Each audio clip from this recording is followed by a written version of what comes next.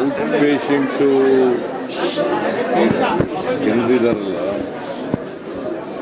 ಅವರು ಕ್ಯೂನಲ್ಲಿದ್ದರು ಅಡ್ಮಿಷನ್ ಆಗಿದ್ರು.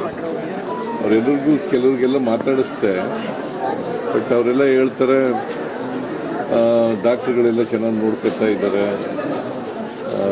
ನಮಗೆ ತೊಂದರೆ ಇಲ್ಲ, ಊಟ ಎಲ್ಲ ಚೆನ್ನಾಗಿ ಕೊಡ್ತಾ ಇದ್ದಾರೆ ಅಂತೆಲ್ಲ ಹೇಳ್ತಾರೆ. ಬಟ್ ನಾನು gastro enterology institute of gastroenterology ಅದು ಅಲ್ಲಿಗೆ ಹೋಗಿದ್ದೆ. ಆರ್ಗನ್ ಟ್ರಾನ್ಸ್ಪ್ಲಾಂಟೇಷನ್ ಇದೆಯಲ್ಲ, ಅದು ಲಿವರು ಈಗ ಹೊರಗಡೆ ಹೋದರೆ 40 ಲಕ್ಷ 30 ಲಕ್ಷ ಹಿಂಗೆಲ್ಲ ಆಗ್ತದೆ. ಸೊ ಇಲ್ಲಿ ಫ್ರೀಯಾಗಿ ಮಾಡಿಕೊಡ್ತಾರೆ. ಸೊ ದಿ ಡಿಮ್ಯಾಂಡ್ ಈಸ್ ಇನ್ನೂ ಹೆಚ್ಚು ಮಾಡಬೇಕು ಅಂತಕ್ಕಂಥದ್ದು. ಈಗ 120 ಬೆಡ್ ಇದೆ, ಅದನ್ನು ಬೆಡ್ಡನ್ನು ಹೆಚ್ಚು ಮಾಡಬೇಕು ಅಂತಕ್ಕಂಥದ್ದು ಒಂದು ಪ್ರಪೋಸಲ್ ಇದೆ. 300 ಬೆಡ್ಡು ಹಾಸ್ಪಿಟಲ್ ಮಾಡಬೇಕು ಅಂತಕ್ಕಂಥದ್ದು ಪ್ರಪೋಸಲ್ ಇದೆ. ಅದನ್ನು ಸರ್ಕಾರ ಪರಿಗಣಿಸುತ್ತೆ. ನಿಮ್ಮ ಕಣ್ಣಿಗೆ ಯಾವುದೇ ರೀತಿಯ ಸಮಸ್ಯೆಗಳು ಕಾಣಲಿಲ್ಲ? ನೀವು ವಿಸಿಟ್ ಮಾಡುವಂಥ ಟೈಮಲ್ಲಿ ಯಾವ ಸಮಸ್ಯೆಗಳು ಕಾಣಲಿಲ್ಲ? ಜನ ಏನು ಸಮಸ್ಯೆಗಳು ಹೇಳಲಿಲ್ಲ. ಎಲ್ಲ ಪೇಷಂಟ್ಗಳಿಗೆಲ್ಲ ಮಾತಾಡಿಸ್ತೇನೆ ನಾನು. ಸಮಸ್ಯೆಗಳು ಹೇಳಿದರೆ ಕೂಡಲೇ ಅವರು ಕೆಲವರು ಮಾತ್ರ ಹೊರಗಡೆ ಇದ್ದವರು, ನಾವು ಒಂದಿಬ್ಬರು ಮಾತ್ರ ನಮಗೆ ಅಡ್ಮಿಷನ್ ಆಗಬೇಕು ಅಂತ ಹೇಳಿದ್ರು. ಅವ್ರಿಗೆ ಅಡ್ಮಿಷನ್ ಮಾಡ್ಕೊಳ್ಳಿ ಅಂತ ಹೇಳಿದ್ರು.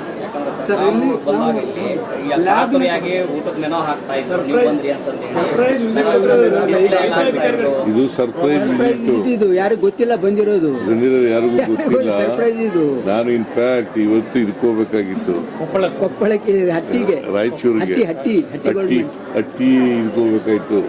ಮಳೆ ಇದ್ದದ್ರಿಂದ ಅಲ್ಲಿ ಹೋಗಲಿಲ್ಲ. ನಾನು ಶರಣ್ ಪ್ರಕಾಶ್ ಇಲ್ಲೇ ಬೆಂಗಳೂರಿನಲ್ಲಿ ಇದ್ದದ್ರಿಂದ ನೋಡೋಣಪ್ಪ ಇಲ್ಲಿ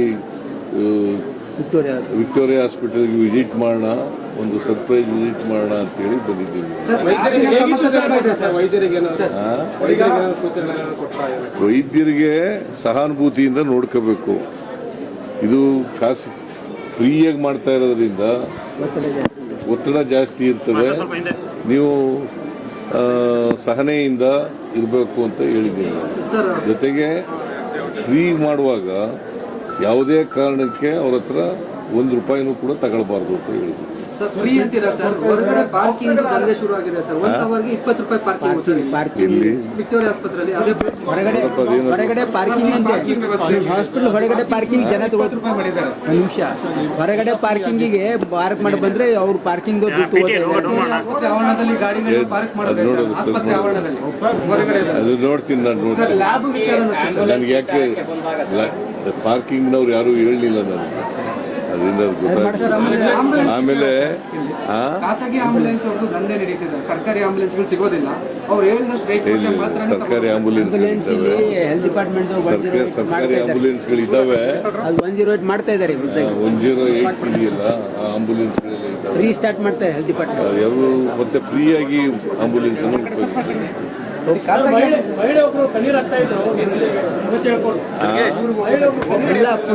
ವಾಣಿವಿಲಾಸ ಹಾಸ್ಪಿಟಲ್ಗೂ ಕೂಡ ಹೋಗಿದ್ದೆ, ರಾಮ ಸೆಂಟರ್ಗೂ ಕೂಡ ಹೋಗಿದ್ದೆ. ಇಲ್ಲಿ ಒಂದು ದಿನಕ್ಕೆ 40ಕ್ಕೂ ಹೆಚ್ಚು ಡೆಲಿವರಿಗಳು ಆಗ್ತವೆ.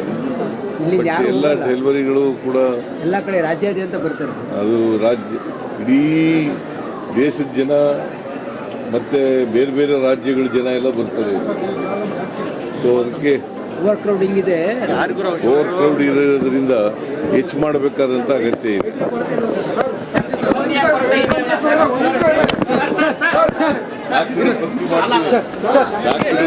ವಾಣಿವಿಲಾಸ ಇದರಲ್ಲಿ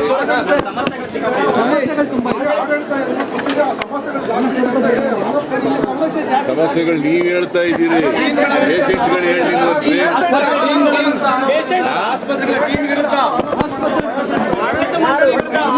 ಕೇಳೋಣ, ಆಸ್ಪತ್ರೆ ಕೇಳ್ತೀನಿ ಬರ್ರಿ.